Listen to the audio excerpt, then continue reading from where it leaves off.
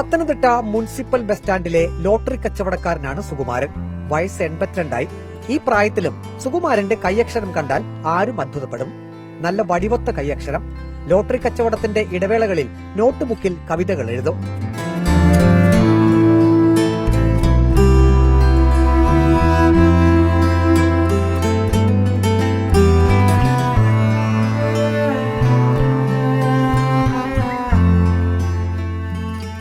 ഇംഗ്ലീഷിൽ എഴുതാനാണ് സുകുമാരന് ഏറെ ഇഷ്ടം.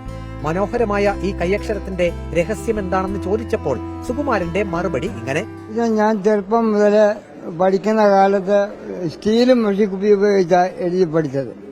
അതാണ് ഏറ്റവും മെച്ചപ്പെടാൻ കാരണം. 1 മുതൽ 4 വരെ പത്തനംതിട്ട ഗവൺമെന്റ് LP സ്കൂളിലും ശേഷം 10ാം ക്ലാസ് വരെ ചുട്ടിപ്പാറ ഗവൺമെന്റ് ഹൈസ്കൂളിലുമാണ് പഠിച്ചത്. സ്കൂളിൽ പഠിക്കുമ്പോൾ കയ്യെഴുത്ത് മത്സരത്തിന് ലഭിച്ച 1ാം സമ്മാനം സുകുമാരന് ജീവിതത്തിൽ മറക്കാൻ കഴിയില്ല. സ്കൂളിൽ എനിക്ക് കയ്യക്ഷര മത്സരത്തിന് 1ാം സമ്മാനം കിട്ടിയതാണ്. ഞാൻ ഈ സ്കൂളിൽ പഠിച്ച പത്തനംതിട്ട ചുട്ടിപ്പാറ സ്കൂളിൽ 2500 പിള്ളേരുള്ള സ്കൂളിൽ 1ാം സമ്മാനം കിട്ടിയ അന്നത്തെ കാലത്ത് ഒരു പാർക്കർ പേന പ്രസന്റേഷൻ കിട്ടിയതാണ്. ലോട്ടറി എടുക്കാൻ വരുന്നവർ സുകുമാരന്റെ കയ്യക്ഷരം കണ്ട് പ്രശംസിക്കാറുണ്ട്. പാരിതോഷികങ്ങളും നൽകാറുണ്ട്. കോളേജിലെ സാറുമാരൊക്കെ വന്ന് ഒരു ഫോട്ടോ പിടിച്ചോണ്ട് പോയി. എനിക്ക് പ്രസന്റേഷൻ 10-500 തന്നിട്ടുണ്ട്. എനിക്ക് നേവിയിൽ ക്ലർക്കായി സുകുമാരന് നിയമന ഉത്തരവ് കിട്ടിയിരുന്നു. വഴിച്ചെലവിനായി അച്ഛൻ നൽകിയ 350 രൂപ വിനോദയാത്ര പോയി ദൂർത്തടിച്ചു കളഞ്ഞു. ജോലിക്ക് ഹാജരാകാനും കഴിഞ്ഞില്ല. ഇപ്പോൾ അക്കാര്യത്തിൽ നിരാശയുണ്ട്. 9 മക്കൾ തന്നെ ഇപ്പോൾ ജീവന തുല്യം സ്നേഹിക്കുന്നതായും സുകുമാരൻ പറയുന്നു. എനിക്ക് 9 മക്കളുണ്ട്.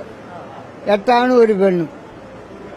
പ്രസാദ്, പ്രകാശ്, പ്രസന്നൻ, പ്രദീപ്, സന്തോഷ്, പ്രമോദ്, പ്രശാന്ത്, പ്രതീക്ഷ, പ്രിയമോള്, ഒടുക്ക 9ാമത്തെ ഒരു മോള് പ്രിയമോള്, എല്ലാം ഉണ്ട്. BA വരെ പോയ. ഞാൻ എല്ലാത്തിനെയും പഠിപ്പിച്ചു. ബസ് സ്റ്റാൻഡിലുള്ള മറ്റുള്ളവർക്ക് സുകുമാരന്റെ കൈയക്ഷരത്തെക്കുറിച്ച് എത്ര പറഞ്ഞാലും മതിയാകില്ല. നല്ല കൈയക്ഷരമാണ്. ഇവിടെ വരുന്നവരെല്ലാം, ലോട്ടറി എടുക്കാൻ വരുന്നവരെല്ലാം പുള്ളിയെ എടുത്തു നോക്കി നിൽക്കാറുണ്ട്. 84 വയസ്സായിട്ടും വിറയലൊന്നുമില്ല. നല്ല വൃത്തിയായിട്ടാണ് എഴുതുന്നത്. ഈ പ്രായത്തിലും എഴുതുമ്പോൾ കൈവിറക്കില്ല.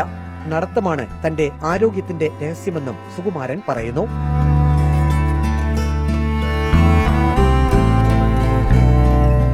വീഡിയോ ജേർണലിസ്റ്റ് അജി കൊടുമണ്ണൊപ്പം reporter Praveen Purushothaman. In reporter, Pathanamthitta.